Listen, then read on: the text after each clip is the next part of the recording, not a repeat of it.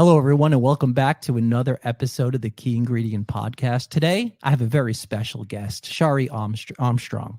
Shari is a news anchor for Fox 4 Southwest Florida, and you can catch Shari every evening at 5 p.m. Shari, thanks for joining me today. Thank you for having me in this beautiful location. I love it so much. Well, I appreciate you saying that. I know you drove about an hour to get here. In this Southwest Florida traffic, I mean, we report on it all the time, but actually sitting in it, I was like, what is happening? But it's the growth here in Southwest Florida that we're experiencing. It's exponential.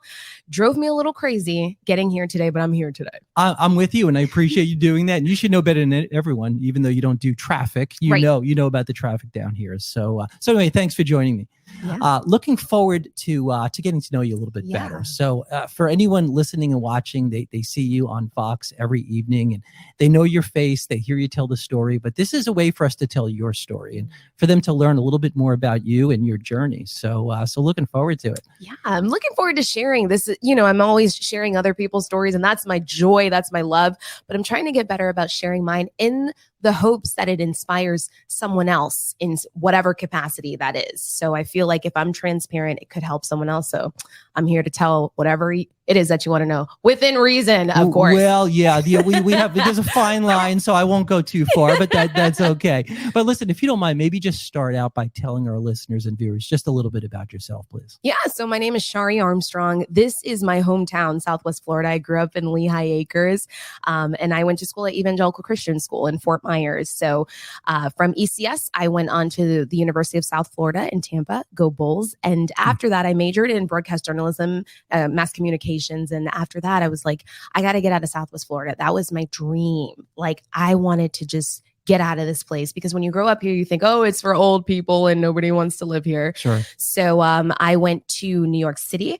From New York City, I came back to Southwest Florida. Then I went to Atlanta, came back from Atlanta because what I found was like, I really loved living in these places, but I'm such a Southwest Florida girl. There's a certain pace that actually works for me. And then my cousin called me. He is an influencer out in Los Angeles. And he called me and said, hey, Shari, I need someone to help me produce. So we went out there. We did really big projects with people like Kevin Hart, with big companies like Uber and Toyota influencer campaigns. In LA, this was. In LA. Did you move out there? I did. You did, okay. Yep, I moved out there with my cousin and lived the Los Angeles life, which is something very different from here. And while I was out there, I still missed home. It was everyone always jokes and says there was like a calling for me to come back here, and it's true. And so I was trolling on Craigslist, and I found this job here in Southwest Florida. And they were basically just looking for someone to tell positive news in the community. And I thought to myself, I could do that because one thing I have to tell you is I majored in mass communications and broadcast news, but I was like, I'm never going to do that. So I worked in nonprofit. I worked in production every time I moved, but I did not want to be a newscaster because I was like, I don't want to be telling negative news every day. And I did an internship that kind of showed me that I was going to be talking about all of these negative things every day. And I really hated it. So I kept telling people I'm not going into news. I came back here to do positive storytelling in Southwest Florida and later found out that that little team was owned by the EW Scripps company, which owns Fox 4. So while I was there doing these positive stories, they were like, hey, Shari, we need someone to fill in on the weekend anchor desk. And I was like, oh, well, y'all got to find somebody else because it's not me. And my boss was like, no, Shari, I think this is a good opportunity for you. You should at least try it. And I did not want to do it. They ended up putting me on the schedule to do it. I had no choice. And from there, I filled in on the weekends. That eventually became my job. And I shifted into the day side shift, maybe I think almost 2 years ago, and became the 5 p.m. anchor. People always ask me like, so you said you hated it, but now you love it. So what happened? Being in the positive storytelling light actually showed me the importance of spotlighting challenges within the community because not everything is roses. So I realized that this platform was an opportunity to help people. So yes, you're going to talk about the car accidents. You're going to talk about crime. You're going to talk about things that you don't want to talk about, but you also had the opportunity to spotlight communities that need help, that need some type of justice, or they need their voice to be heard in some capacity. That is an opportunity that I don't take lightly. And when I actually got this opportunity to move on and shift into broadcast news, I started to see it like that. And now I love it. Love to hear that. Wow. You just gave us a lot there. So thank you. Because I like to focus on the journey, we're going to go back a little bit if you don't mind. Go. So I want to find out kind of what inspired you to get into this field. So let's go back to, you grew up down here. You're one of the few who grew up down here and still here. And at what age did you think this is something you wanted to get into? Oh my goodness. I was in 4th grade at ECS, and this is the power of representation in the sense of having different people from different fields coming into the classroom and just sharing what they do, whether they're in construction or news, whatever. And there was a local meteorologist here in Southwest Florida who came to my 4th grade class, and he was the first one that I actually fully paid attention to. There were all these other professions. I was like, not interested. But this actual meteorologist came, and he loved his job so much. And he loved knowing that he was helping people, but he also loved the side of being on TV. Sure. And I remember thinking, all right, I don't want to do the science part, but I want to do that. I want something to do with that. And that was my inspiration. I still remember. I can remember what he was wearing. I can remember what the suit looked like. I'm not sure where he is now. His name is Jim Sion. At one point, he actually did work for Fox 4. And so just seeing people like that, people who were operating out of a place of passion, it's something in me when he came to spoke to my class. I was like, I have to do that. I want to do that. That's amazing. So career days actually work. Yeah. So no matter what you hear or see anyone who comes in and speaks about different things, you should listen, because you never know. You never know. And now I'm on the other side of it where I'm like, oh man, I love the kids, but I need to find 25 minutes to show up at this school and sit in traffic and get there and everything.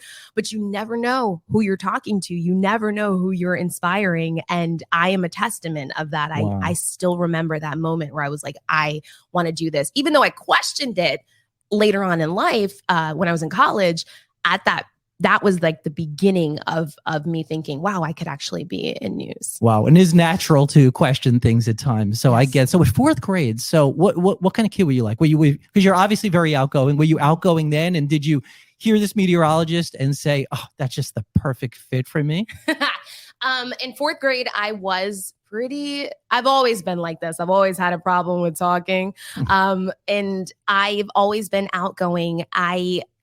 I've always just loved people, and so for me, like it was just very natural. Like it was a natural fit for me. Yeah. I have to tell you, like, this is probably, since you're so into the journey, I'm going to tell you the truth. Yeah.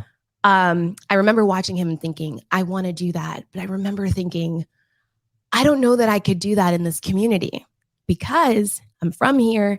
But I had never seen anyone on TV that looked like me. Sure. So as much as I wanted to do his job and started paying attention to other anchors that I still respect in this market and grew up watching, I didn't know that I could do that here. And I never thought I could do that here. So that was part of my hesitation, was like, all right, maybe I want to do this, but I would have to live in wherever in order to be able to do this. So, you're making me reflect on the journey, but it is a full circle experience for me to see myself sometimes on TV and think. Someone said to me the other day, I was interviewing them, and they were like, I still can't believe someone like you with braids is on television right now. And sometimes I can't believe it. Yeah. Because I remember being that kid who was like, I really want to do this, but I don't know that there's a space for me to do that. Sure. Well, I love to hear that. Yeah. So when I want to kind of dwell on this a little bit. So when you heard this meteorologist, was your first inclination, I want to be a meteorologist? I know you said you didn't want to get into the science part, but I would imagine that might have been the case. So I never wanted to be a meteorologist, but I knew I wanted to be on TV. And so what I learned from him was I needed to learn more about how I could be like him, but a little different. Okay. And what's ironic is I think the next year we ended up touring the station that he was at. Wow. And I remember being like, this is for me. They had the studio and they explained news. I was like, well, I like grammar. I like writing. This could be the happy medium for me. I'm not necessarily interested in the science, but I'm interested in the storytelling. I'm interested in the writing, and I'm interested in knowing how I have these two talents that I enjoy and these passions. I'm interested in learning how these can help people. Sure. So touring that station, I remember being like, oh my gosh, this is it. And Wow. and it all came together at a very, very, very young age. The other side of it was I wanted to go to Broadway. I wanted to be an actress. Okay. I think that's the side of people hear Well, me you saying, did get that as well. Then it's all together to some degree. It's all together. There is a, you don't want to put it like this, but the truth of the matter is there is some level of performance, right? When you're anchoring, you have to listen to your cadence. You have to make sure that you're connecting with people in a way that is authentic. But also, what does your body language look like? Are you connecting with your eyes? Are voice you control? A little bit. No doubt about that. You're right. So let's be honest. Some of the elements that I picked up in drama, I was really big, like drama nerd in middle and high school. And I say that proudly. Those things have translated into my career as well. So it was just like this happy medium that it all worked. It all came together for me. Wow. So, okay. So we fast forward now to, let's say, high school. So high school, so you were a drama nerd. We know that already. Oh yeah. So at that point, were you still saying, okay, I'm going to be on TV. I'm going to be on Broadway. I mean, this is where I'm going. It didn't wear off, I guess is the point. Right? No. If anything, it grew. Okay. There was this love for Broadway. I was the fairy godmother in Cinderella. And at that point, I was like, I've made it in high school, all of those things it all just aligned for me. Okay. And I started connecting with local anchors in the market just by being involved through my school and being involved through the community. There's different people in the community who I would end up, being a part of certain organizations, and I would interview with them. So I'd end up on TV, and every time I'd be like, I love this. I was doing stories for, ECS at some point, and, they're spotlighting the fact that we're having a play. And so I would be there interviewing on camera. And every time it's the same feeling I get when I'm on stage. It's like a fiery sensation of like, this is exactly what I'm supposed to be doing. It's a spark that you can't deny. Sure. And it grew. And by the time I crossed that stage in high school, I knew I actually think it's in my high school yearbook. Yeah. I think it says in there that I wanted to become a broadcast journalist, and here I am doing it. Wow. Now, I think I said in there I was going to do it at an Ivy League. I'm proud to say I was deferred from Yale. Well, there you go. You know okay. what I mean? So they didn't exactly say no at first. Yeah. I didn't end up at an Ivy League, but I ended up at USF, and it was a great opportunity for me to explore broadcasting and help me to pave the way to end up here. Yeah. So when you applied to colleges, did you apply to be a broadcast journalist major? Yes. Yeah. I applied to major in mass communications and minor in theater, my two loves. And I actually never pursued a minor and ended up just majoring in mass communication and broadcast journalism. Okay. Now you said there was a point in your career or during the journey where you kind of questioned things a little bit. Mm-hmm. Are we at that stage yet, or we're not there? Was it in college? It was in college. Okay. So, and this is why I tell people, young people. I'm at that place where I say young people. Now, I hear you on that. Oh gosh, it's kind of scary. But internships are important, because it gives you an opportunity to decide whether you like something or not. And so I had a plethora of internships when I was in college, and we did like a makeshift newscast almost. And that was the moment between the internships and the newscast. And I was like, I don't want to do this. I don't want to do this. I don't want to put on a ton of makeup every day. I don't want to be, bring people down every day by sharing these stories. It became something that was very hard for me. And the irony of it was my professors, the people that I was interning with, my mom, everyone was like, you're meant to do this, but inside I was like, I'm not meant to do this. This isn't for me. I'm a positive person. I'm meant to spread light. I can't be the person who's on air talking about these things that bring people down every day. I don't want to be the reason why people say they don't watch the news, they hate the news, whatever.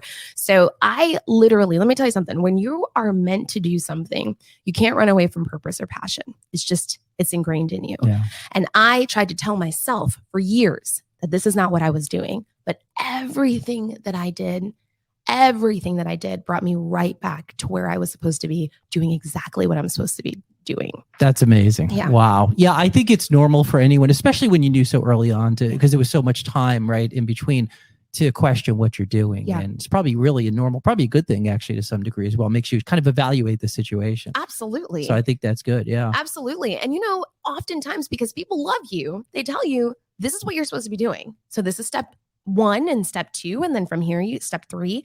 And I think when internally, like there's a different journey for you, a different process for you, you have to listen to that, even if it leads you right back to the place that everyone else saw that you're supposed to be at. You have to explore those things for yourself. I needed to go to LA and understand business and production from that big perspective. Do you know what it's like to sit in a room with you do, sit in a room with some major movers and shakers in production, at like age 25, it was like incredible, at the same time, I ended up interfacing with major movers and shakers in Atlanta. And I learned how to work those rooms because I'm coming from Southwest Florida, which at the time was super small town, now I'm all of a sudden in a space where it's like, these women don't play around. You know what I mean? Like, you got to bring your A game. And it challenged me to sit up, speak up, it tapped into a totally different side of myself. And so everything that I did from New York City, going to New York City and being like, what am I doing here?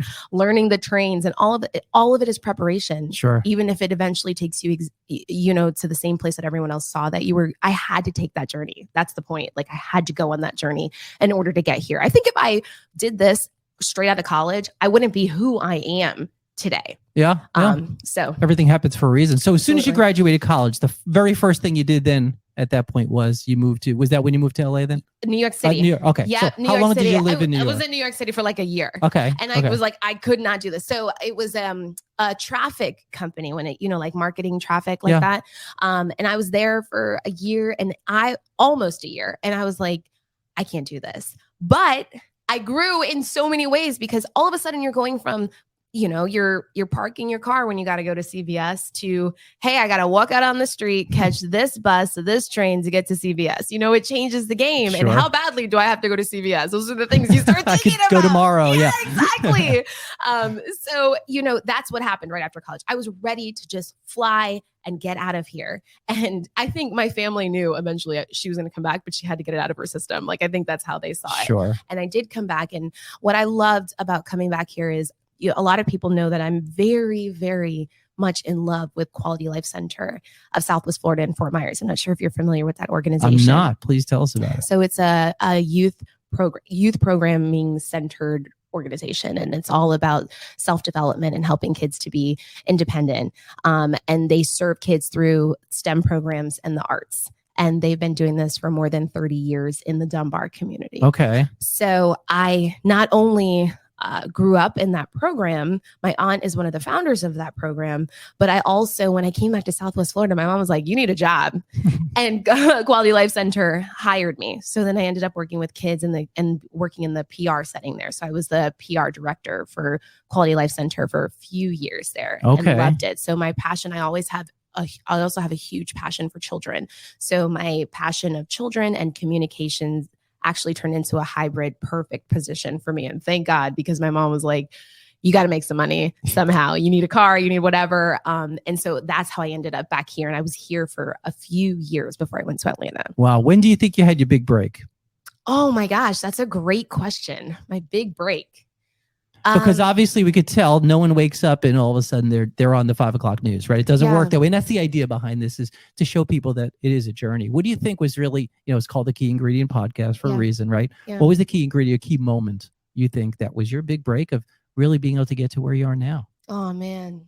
Or let me rephrase that. Yeah. Or was it just a lot of little things that really led to it? And that's what it was. Yeah. A lot of different little things that, it was almost like puzzle pieces that were placed finally in the right spaces and led me to this place.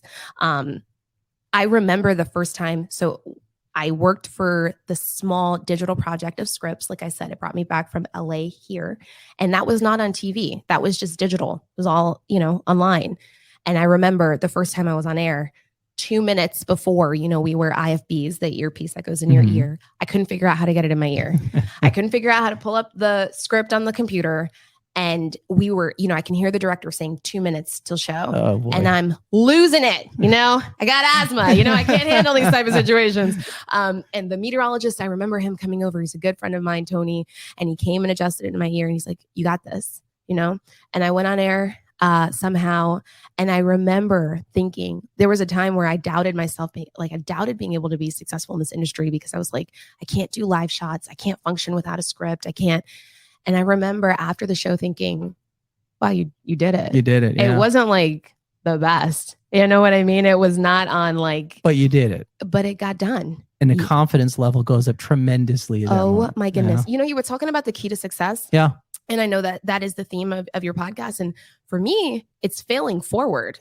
You know, for me, it's like being open to failing forward. Sure. So in order for you to become the 5 o'clock news anchor, you have to start as the weekend anchor, most likely. And you have to be willing to mispronounce. I forgot what the word was, but the director was like, "Oh my gosh." Oh, did you? I forgot what word it was, but it was awful. I said incumbent instead of incumbent, okay, right? Okay. And you know, it's just those things where you're either going to be super hard on yourself and be like, "I can't do this. I suck," whatever. Or you're going to be like, "You know what? I messed that up. It's done. Move on. Yeah. And I got to keep going." And everybody makes mistakes. Yeah. I mean, no matter what channel you're watching or what show, people make mistakes. Yeah. I mean, it's just part of you try to limit them. That's really it, right? Of I mean, course. that's the bottom line. Of course. Yeah. And you know what? Every time I see that word in the prompter, I'm like, "Try me." Incumbent. You know what I mean? Like, I'll never forget it, because that's how you learn. And that's how you every opportunity to grow, you have to take it. Whether it leaves you crying in the car, you know what I mean? Yeah. Legitimate depression. Everything is growth. That's how I look at life. And I think that's been a key to my success and now I have younger journalists that are coming in the newsroom and they're like, "Oh my gosh, I messed up my live shot," or whatever. I'm like, did the people get the information? Did they get the information that they needed? Because that's what matters. Sure. And now next time, maybe don't do that. Don't say it the way you did. Don't mess up this word, but you learn and you keep going. That's what matters. Are you serving people at the end of the day? And did you get your job done? That's Absolutely. What matters. Yeah. No, that's actually great. That's great advice. What would you say, out of everything you do on a daily basis throughout your profession, what do you enjoy the most about what you do? Can I start with what I enjoy the least? That was the next question. Okay, so we can reverse them. Let's start with the least. Let me tell you what I cannot stand. Okay. I literally say this to our producer every day. Makeup. I cannot stand. One day I'm going to have a makeup artist. But until then, I got to do it myself. That's what a lot of people don't know. And I hate it, because the older you get, the more you got to do. Okay. The concealer gets thicker. The foundation gets thicker. So that's the part that drives me nuts. I literally do it up to the clock, and it's a bad practice. No one should do this, but the show airs at 5 o'clock and sometimes it's 4:55 and I'm still trying to cover up that new line I discovered. Okay. Because they're popping up. So that's the part that I really hate. And I mean hate when I say that. Okay. But the part that I love the most is connecting with people and making some type of difference. And I know that sounds so cliche, but I've had really emotional moments with people that I've interviewed, people that I've talked to. I've had stories that brought about some type of change in a community, or, this kid, he was 14 years old. He was wrongfully accused, and we were able to work with the state attorney's office, bring his case to light and get those charges dropped. Wow.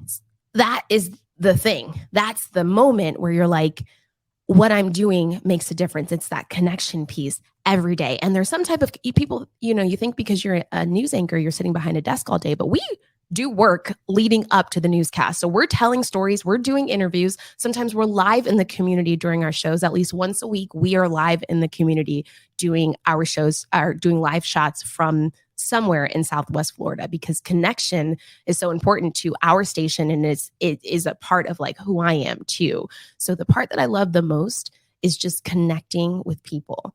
And you never know who you're connecting with. Sure. You look in the camera and you forget sometimes that you're talking to thousands of people until someone emails you and says, "Thank you so much for spotlighting X, Y, and Z. That's my community. Thank you so much for," sometimes people just say, "Thank you so much for just being who you are. I've been watching you for years. I've watched your growth, da, da, da, da, da." You're connecting with people. I ran into this lady in Publix the other day, and she was like, "I watched you grow up on the news." And How great is that? Yeah, but it's true. I'm so not the person I was when I first started. Sure. And she just felt like we could just talk because we're connecting. So to me, the best part of this job is, yes, of course, getting answers and all of those things for people, but really it's the connection piece that is powerful, because I love people so much, and I love sitting. Like, I could interview you. I could flip this whole podcast around. Maybe one day we'll do that. Yeah, I think we should, because I would sit here and listen to your whole story. I just love making people know that they matter, reminding people, I should say, that they matter. Wow. Love that. You brought up something that I thought was interesting about kind of the times of day that you work and the hours and all that. So you go on at 5 o'clock, like you said, makeup's 4:45 or 50, right? You get on at 5, you're done at what, 7? My shift ends at 6:30. Okay. And then I normally leave the station somewhere between 6:30 and 7. But it just depends on the day. Right. Because I may wrap that show at 6 like I did yesterday, and that's it for me. But again, because we're out in the community, we actually interchange the co-anchors at 6. So sometimes I will co-anchor at least 2 shows out of the week during the 6 o'clock hour. Okay. So it just depends on what the day is. Last week, I worked the night side shows. So I worked 5, 6, 10, and 11. It really just depends. And I think that's important for people to understand is you're right. We don't work. The morning anchors, they go to work, I believe now at 3:30. Yeah, they're up. I know some of the women get up. I mean, they get up like 2 o'clock in the morning, 1:30 in the morning. Absolutely. Yeah. They get up super early, and you have to turn your mind on at that time. It's not mindless. You're going through scripts. You're looking for stories. You're looking for stories that matter, because you can just fill a newscast and be like, hey, we filled, an hour or half an hour, whatever your newscast is. But if you're looking for stories that people really need to know about, that takes time. Sure. You're going through scripts to make sure this is exactly how I would read this, or that it's accurate. That's another thing, we're looking for. And at the same time, sometimes breaking news happens at 6 o'clock in the morning or whatever the case may be. So your brain has to be on. So I think it's important to note that even if you may work the morning show, you're working starting at that time, and then you have people who work the evening shows. People think, they go to work at 6 o'clock. It doesn't work like that. You go to work at 2:30 in the afternoon and you get off at 11:30, sometimes a little later, depending on the day. Sure. So I think sometimes people see news people and they think they've got the best life, but we have a good 2 life. hours. That's pretty good. Well, you get in at 10 o'clock, don't you? Yeah, I get in at 10 o'clock. And so people ask, well, what are you doing all day? I'm telling stories, right? I am figuring out where I'm going to be in the community for that week, or I'm going out in the field. We're doing interviews. I'm working with a photographer. I may be on a story myself that day. It literally just depends. And let me tell you, I actually think news people are a certain type of people because we like things to be different on a daily basis. Sure. It's very unpredictable. You never know what the news is going to be sometimes day to day. Yeah. Very interesting. What do you like to do in your spare time? So when you're not working, where can we find you? What are you doing? This question kind of makes me sad, because the beach is my favorite. Makes you think about it, right? I know, right? Yeah. The beach is my favorite place. It's my calming place. And Sanibel, right by the causeway, was my favorite location. It still is my favorite location, but I also have not been out there, I have to be honest with you, because I don't know that I can handle it. That was another thing, covering news from the Ian perspective. We all have an Ian story at this point. Yeah. Covering it as a breaking, developing story. We had a statement yesterday, something in the script, and it said hurricane season. And I felt my heart just tense up. And I'm from Southwest Florida. So when you say hurricane season, I'm like, that means that if I'm not working, I'm going to have the best time reading books, listening to music if a big storm is coming. Now it's amazing how that's changed. And it literally caused a little bit of I would almost call it PTSD. Of course. So I love Sanibel so much. That's my favorite place. But aside from that, I love to travel. I love to travel. Where do you like to go? Anywhere in particular, or do you just like trying different places, love or trying do different places. Do you go back to the same place more than once, or Barbados? My family's from Barbados. Okay. So any chance that we get to go to Barbados, I'm going. We're planning on going this year. I love Barbados. Do you still have a lot of family there? Oh yeah. Okay. Definitely. Both of my parents are from Barbados. Okay. But then I also love trying new cities. So lately I've been trying a lot of new cities. Last year was my first time in New Orleans, and you were talking about are you going to go back to? Yes. I'm going back to New Orleans. And so I just love exploring new places. And, I shared with you, I'm going to the Bahamas. And I've been to the Bahamas so many times I can't even remember. And I'm going back. I just can't get enough. But travel for me, listen, working in news, you got to have some type of coping skill, because you are dealing with things that have emotional implications. If you're not careful, those can have an impact on your life. So people in news, like any other profession, we go to counseling. I am a big advocate for therapy, especially right after COVID. I found the need to do that. Sure. And that's when I learned that I needed to have an outlet. So my outlet at that point was working out. Can't tell you it's that anymore. But it's turned into traveling and just taking quick trips to remind myself that there is a bigger world outside of some of the trauma that you see every day. And I call it trauma from a very honest space, because when you're talking about some of these stories and you're delivering them, you know, again, with that equal cadence where it's like, you're not trying to show any bias or anything like that, but it's something very serious, like the death of a child or something like that. That must be one of the toughest things to report on when you hear stories like that. I have the directors that have worked with me the most, they know whenever there's a story about a child, take Shari, you know, quickly, and then like go to VO, which means take the video full. So you'll see me on camera, and then, because that my love for children is so deep. And knowing that a child was suffering is something I almost can't even get the words out when I'm talking about it. So yes, it is. And I think there's something for everyone when it comes to being a broadcaster. You know, there are people who've dealt with alcoholism.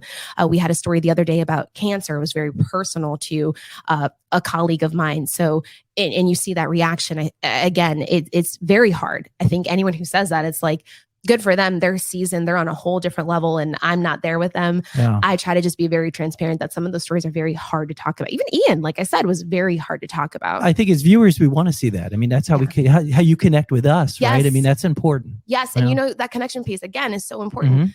I went to buy chocolates, Norman Love, and always good. Always good. Too good. Norman, if you're listening right now. Oh my gosh, Norman. Love it. I think I tagged him because the chocolate was so good.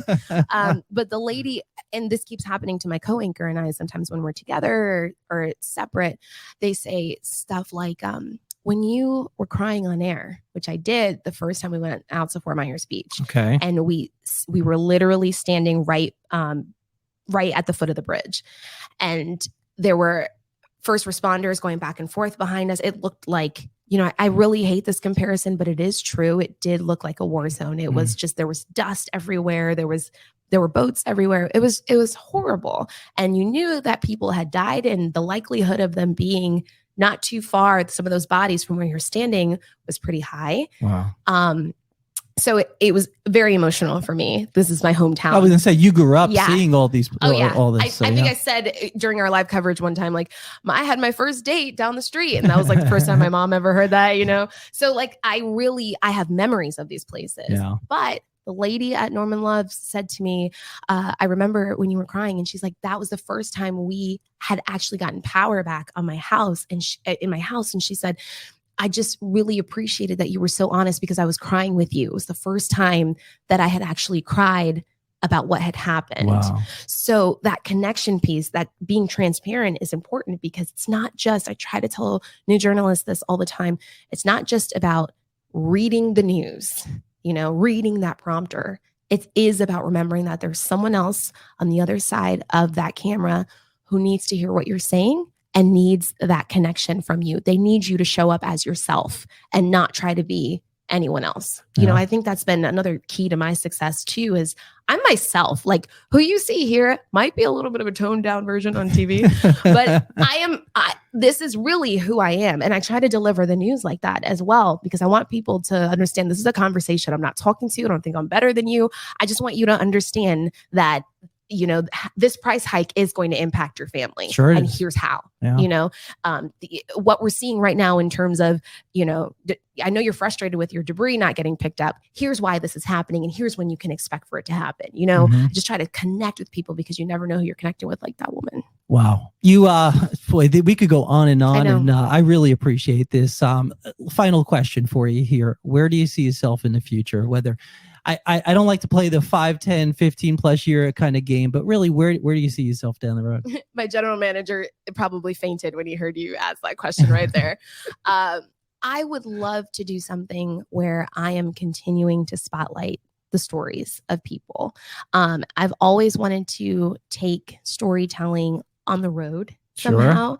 Sure. And so I would love to travel and share people's stories. I believe it was Steve Hartman, a very famous journalist, had a segment on CBS called "Everyone Has a Story." I believe that. And I So want do I. to, yes, because Yeah. it's true. It really is. Everyone does. Everyone has a story. We just think ours is boring and nobody would want to hear it. Right. Exactly. But then you never know how, I dealt with death very early on in my life. And as an early, I think I was 17. It's crazy how you think you're never going to forget the details. And then as life goes on, you do. You remember it. Yeah. And I, for a long time, didn't talk about it a lot because I had to go to therapy and everything like that. And I just couldn't. But then as I started sharing my story, I literally met another anchor who she actually had lost someone at almost around the same time that I met her. So it was very fresh for her. And I'm able to connect with her in a way that a lot of people couldn't. It goes beyond like, I'm sorry, my condolences. I'm like, girl, I know exactly what it is. So sharing your story, though hard, is important because you never know who you're connecting or helping. And I want to help people share their stories and help them to further help or inspire other people. So we're going to see what happens. To be continued. We'll see what happens. Yeah. I know, my GM again is probably like, all right, Shari, stop talking. But I definitely just want to keep telling stories. I love it so much. I love it. Well, it's your passion. Obviously, it was your calling and you're very good at it. And I appreciate you being here today on The Key Ingredient, Shari. I mean, telling your story so you can inspire others is just so amazing. So thank you for doing that. Thank you for having me. Not a problem. Wish you continued success. And thanks again for being a guest today. Thank you for having me.